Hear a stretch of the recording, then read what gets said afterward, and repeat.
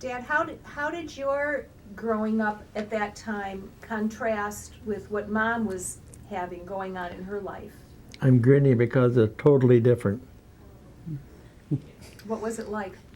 I didn't know the neighbors, and I didn't associate with them at that time frame. Of course, I was living in foster homes for a reason. And obviously my mother died, and my father was not able to care for the four younger children. And we were removed for some odd reason, one of them being that Johnny couldn't behave himself, and he had a slingshot and loved to break windows. I'll tell you who Johnny was later.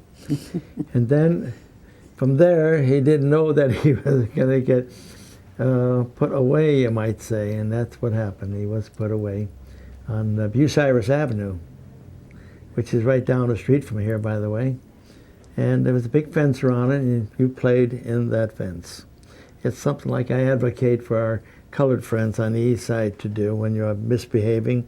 Put them in the fence and say, you'll get your meals. You'll get new clothes, by the way, once a year, as opposed to used ones. And you'll have someone to come out and check on you once a month, see how you're doing and have been misbehaving or whatever. So the rest of the story you could get from my sister and two sisters and brother Jim, who to this day probably have a bad feeling for the place. It was called the Williamses. And as I look back, I don't have the sad feeling for them at all. I feel what a job they had taking care of me and my rest of my family, you might say.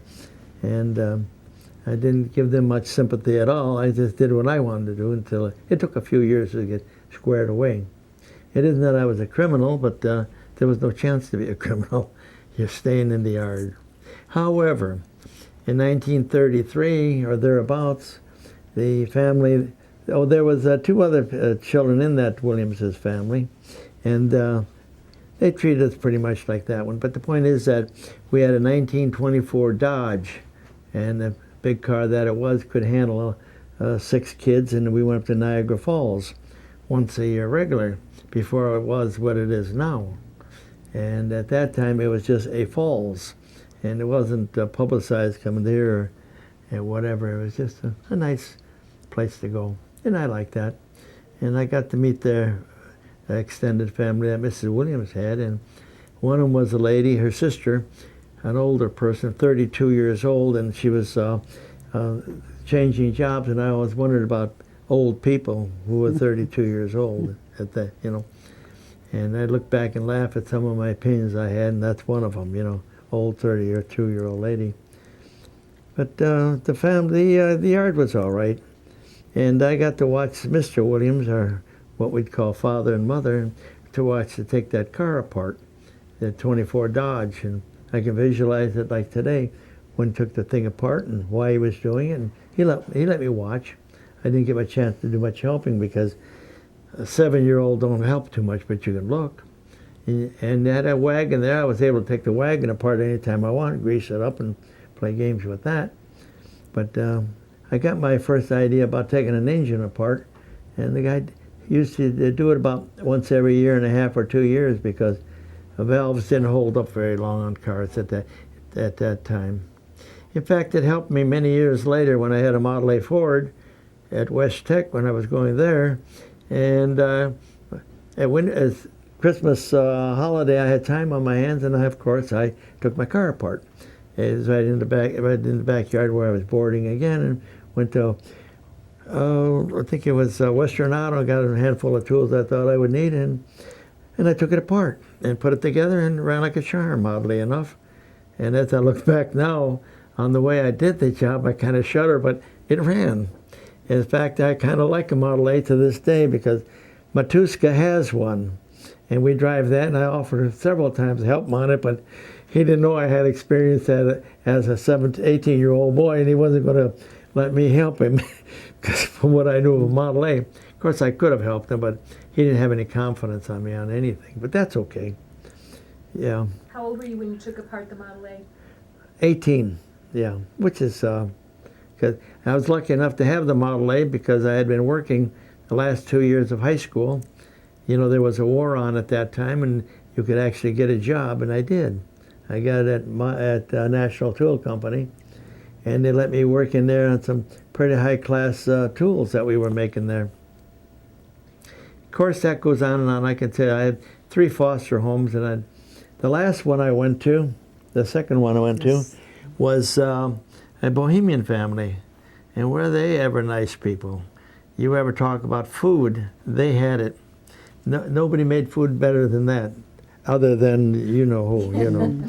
And she knows how to make sauerkraut and pork and dumplings that she didn't know how to make before I married her, but she soon found out that's what I needed, you know. When you were very young, Uncle Frank was an influence in your life, was Oh, he not? sure. He was 8 years older than I was, and he was a pretty good teacher in his subtle ways how to do things and whatever. In fact, when I was one of my foster homes, why he came to my defense, you might say, to tell the foster lady that she was a little discriminating because she was, at that time, she was Irish, and I had a unfriendly viewpoint towards Irish for a long time. Of course, lately I've changed my mind. If you see one of my son-in-laws, tell him I like Irish people now. And because I learned everybody has their failings, you might say. Yeah. So, but Uncle Frank is very knowledgeable. He had a way about him, even in religion. He just loved to read books. I could talk an hour about Uncle Frank if you want, but how much time you want? And I had other brothers too, and each one had older brothers, you know, Frank, and then there was George, then there was Bill, and there was Louis. Bill died when he was 29, but George had his way that you well know of too, but he also had his good ways, you know. Maybe I could write a book about that. Yeah. And Brother Louis had somewhat good ways, but he died of alcoholism, of course, and sad story, and we never held anything against him because he only went till he was about 50 years old, and the Lord called him to do better things, you know. What did your 29-year-old brother die from? He died when he was painting a big building, and he fell off the ladder, and one big bang, that's it. And he died, you know. So you two come from the same time frame, but different cultural backgrounds. Oh, yes. So when you got together, was there a shock on either or both of your parts when you come from these different backgrounds and you put them yes, together? Yeah. Well, when I met Mrs. You-know-who here, I had a lot of experience by then on cultural shock because I got out of the Army by then, and I was pretty much, as is today, shock-proof. I give shock, but it don't bother me much, you know. As a matter of fact, I recognize people like myself that are trying to be nice, but I don't walk around flaunting my background that I was poor at any one time. And I'd like to tell the story about you coming into the tool room, and he saw you there, and he says, who's the young chick? And I then said, oh, that's my daughter. And he said, huh, pretty girl like that? That's not possible. So I said, well, she's really my adopted daughter, and I love her like my own. And when I was retiring, I told him that I had 8 kids to look out for, and he said, 7, you adopted that first one, you know, that's not yours. But I have a lot of stories in that nature, how I know how to aggravate people, because I recognize some of their failings that I had myself, that I was able to cover up, but they're not able to cover it. This particular person that I annoyed had a background that was pretty sad, but it wasn't as sad as mine, but he didn't flaunt it, but he showed that he had a bad background, if this story doesn't mind being told.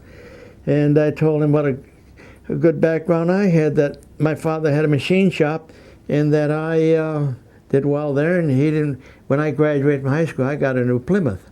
And then when it was time to be drafted, why, he had me draft deferred, and everything was just fine that way. And then, of course, the war was too late for me to get into, and then I didn't have to go. And, of course, his background was that he had to go, and so on. And then he believed my story so well that he said he knew that I had been born with a silver spoon in my mouth. And I had kept one of his many lies. Yeah, I had a lot of lies, but I know how to aggravate people very well. I could practice on you if you wanted me to, but I'll spare you. Well, Mom, what, did you have any cultural shock when you brought Dad into the neighborhood, or was there anything? Yes, it was really difficult. But when you're young, you don't think of so many things, you know. You just Did I focus bother your brother at all? on one thing. He made, when we married and lived with my dad for 3 years, life was miserable when we ate. Dad would always start with a sarcastic remark and make fun of my brother Pat at what he was doing, you know, buying flowers for Vicky or. Well, don't forget to or mention I something. apologize to your brother. And then my dad would get really upset and leave the table and walk away, and then I got really nervous. And I'd have to say it was sort of a bittersweet 3 years. And then we moved here. And In Parma, the other side of moved Snow all the way Road, to which Parma. is 10 miles away, you know. which I didn't want to move to. But he said, well, if you don't like the place, if you don't like Parma, in 1 year we'll move out. Well, at the end of a year, we owed the plumber, the electrician, the bank, and Dad just couldn't stand any bills, no matter how small they were. So here we are, 58 years. You wanted us to move to Lakewood, if I recall. Absolutely, in a big house in Lakewood. But the difference between his childhood and mine, even though he was in foster homes, they had better clothes and they had Christmas presents of toys and things that kids want, whereas we had gloves and oranges, and that was our Christmas presents. And he went on trips, which we never went on trips. You went on a lot of trips with the Williamses. Oh, yes.